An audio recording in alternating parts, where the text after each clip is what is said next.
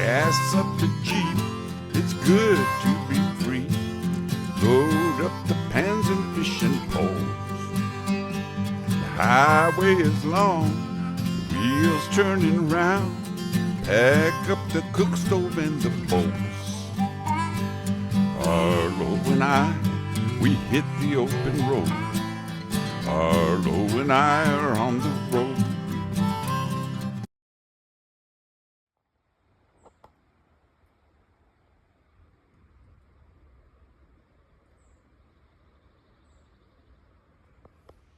Hey everybody, well, I'm still out here in Tennessee, and I thought that I would come back out to the woods here and collect some more of the sassafras leaves because when I get home I want to make some filet powder so I can make some filet gumbo when I get back.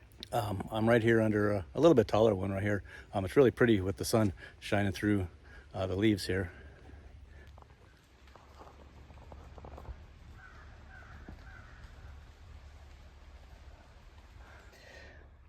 So here's a sassafras tree that's a little bit lower and a little bit easier to get at. So you can see the three different types of leaves. You have the three-lobed leaf here. You have this single leaf, and over here this sort of two-lobed leaf that looks like a mitten. Now, sassafras has always been one of my favorite trees to find, especially when I was a kid, because I would love to make sassafras tea with it. And from that, you would use the roots and the bark on the roots. But today, we're just going to be collecting some of the leaves because the leaves are what you make filet powder from for making filet gumbo. These leaves. I've been collecting them all week, and I'm just going to collect a few more because I want to be able to grind them up to make a powder and then use that powder to thicken your soup. Not only is it a great thickener, but also it has a nice distinctive flavor to it.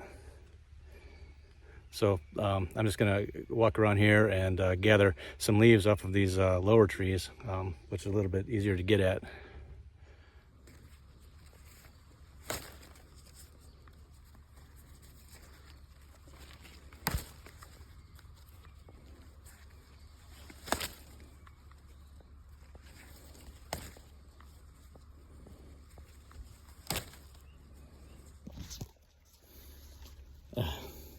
So I'm going to, I'm going to walk around here. There's sassafras trees all over here, so I'm going to walk around and gather a few from several different trees, so I'm not just getting one. Sassafras used to be available in the grocery stores, but I guess that was in the early 70s when I was a kid, and I remember buying that stuff in the store. I guess it's been found to be slightly carcinogenic in tests with rats, but I guess it contains an oil called safrole, which I guess is the carcinogenic agent in there. But I believe that there is little or no safrole in the leaves, so those are definitely a safe part to eat, and definitely that's what we're going to be using today. I'm not particularly concerned about the roots either, because the small amount of sassafras tea that I'm going to be drinking isn't really going to make that much of a difference.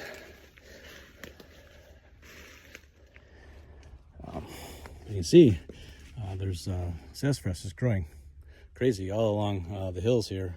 All these tiny little plants, but these little seedlings. I'll show you what those look like. See here, all along the woods here, lots of them, all throughout the woods here.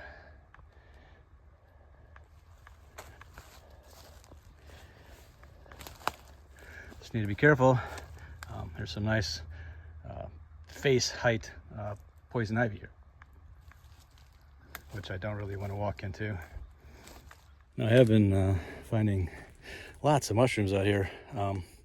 Nothing particularly edible or desirable, but it seems to be in this area, at least right now, it's a type of Lactarius that seems to be popping up all over.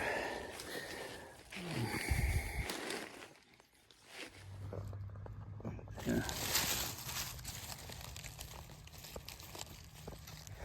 That.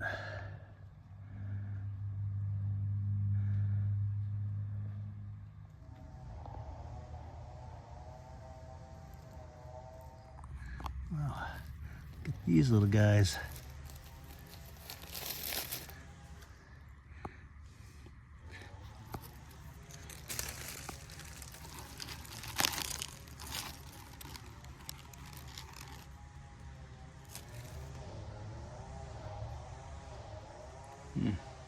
I don't know what kind of mushrooms those are, but those are beautiful little guys growing up on the leaves here.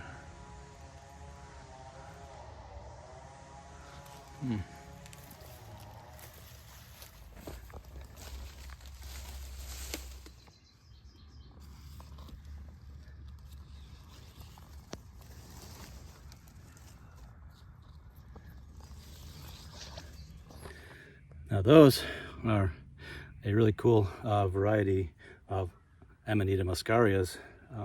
It has been raining a lot lately, so the little white remnants that you normally, the veil that you normally see on there, the little white blotches on there have washed off.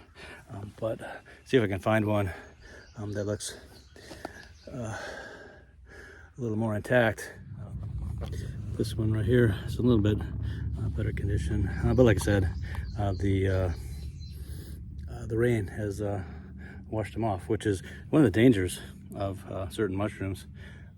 The rain can definitely alter its appearance. The color can wash out the color, and can also wash off any of the sometimes identifying features. And in this case, the Amanita muscaria.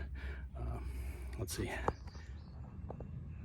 But that is a really pretty mushroom next to these wild berries here, blackberries. As a matter of fact, here's one with a berry on it, which will be coming soon.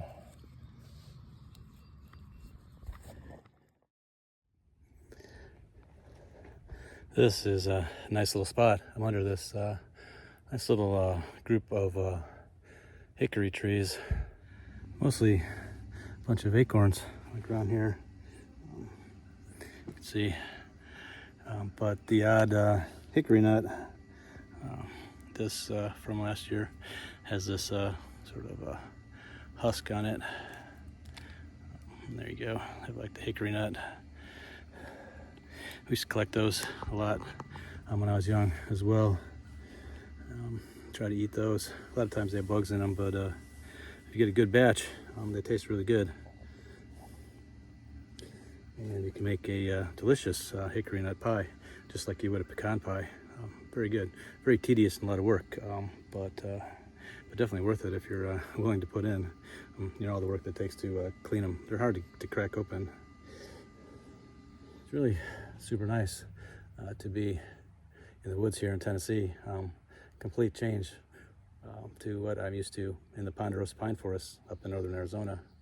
So it's nice to see a variety of different types of plants and mushrooms. It's been raining most of the time I've been here, which is super nice. So the mushrooms are just starting to pop up pretty good. I'm only here for a couple more days, but hopefully I'll be able to find some more kind of interesting mushrooms. But today, primarily, I was really interested in coming out and collecting a bunch of these sassafras leaves.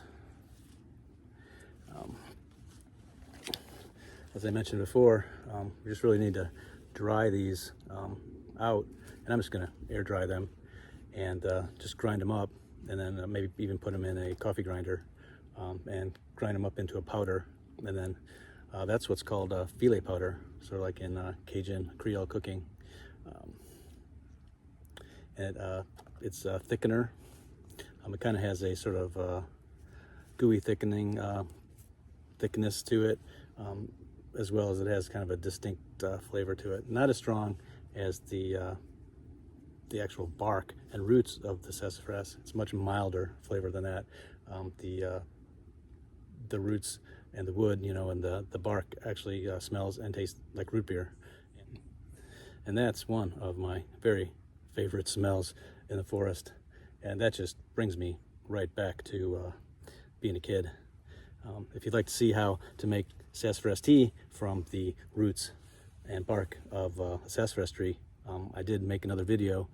Just scroll back a couple of videos and you'll see the video of me making sassafras tea. I have a bunch more sassafras leaves that I've been collecting over the week, drying out already. And now that I've gotten a few more, I'm going to get those drying as well. And I'll be going back to Arizona in a couple days. So the next part of this video, you'll see me in my kitchen in Arizona, and we will finish the process of making our filet powder.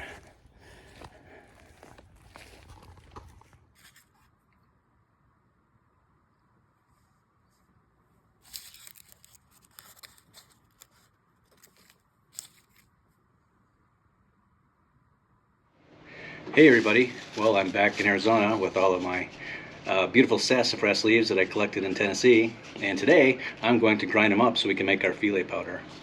I have a coffee grinder. I have our sassafras leaves, which I've dried out and they're really dry, and I have a jar to put them in. So what I'm going to do is kind of tear these up into a little bit smaller pieces, and then I'm going to put them in my coffee grinder, and then I'm going to probably try to pull out some of these larger stems and veins.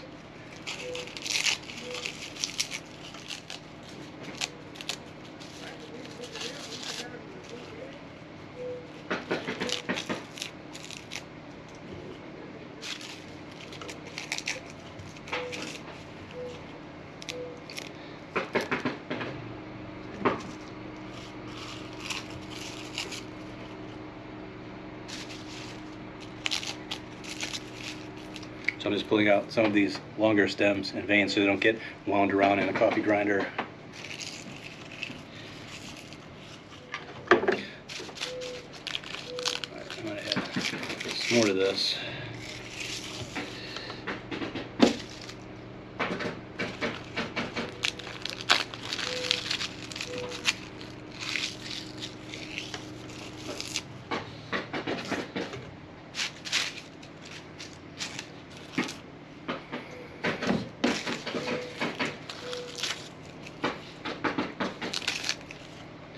You hear all that noise in the background, my neighbor is having new tar paper stapled on his roof, so that's what all that stapling is over there.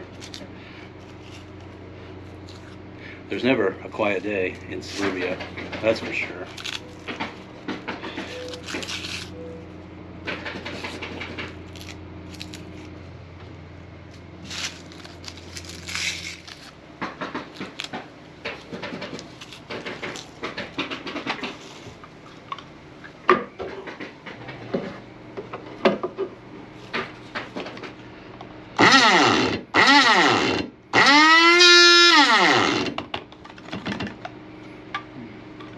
It's working pretty well, but you sure don't get a lot of butter out of these leaves.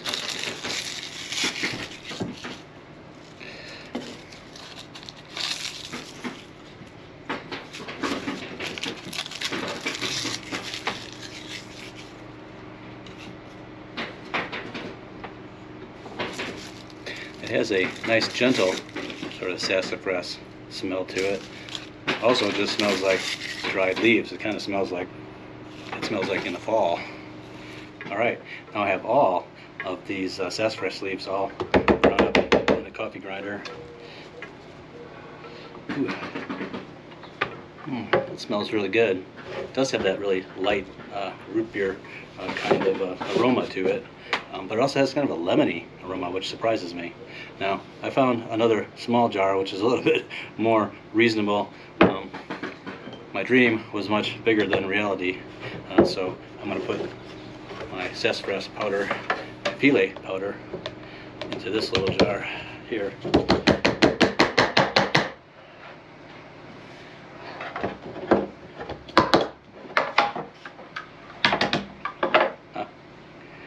And that's it. Look at that. That's all I got. All those leaves. I brought all those leaves back from Tennessee, and that's all the phyllate powder that I got. I don't know what that is. Maybe 2 or 3 tablespoons. Maybe 2 tablespoons there from all those leaves. I thought I was going to get a little bit more than that. Anyway, that was a lot of fun. It smells really good, and I can't wait to use this for our next little project, which I'm going to make some gumbo, and we're going to use this with the gumbo. So that's going to be delicious. I know that. So anyway, if you like this video, please like, please subscribe. That always helps us a lot, and we will see you in the next one. All right, bye-bye. Yes, Look at that. it's fun Phyllate to powder. be free. Load up the pans and fishing poles. Arlo and I, we hit the open road. Arlo and I on the road.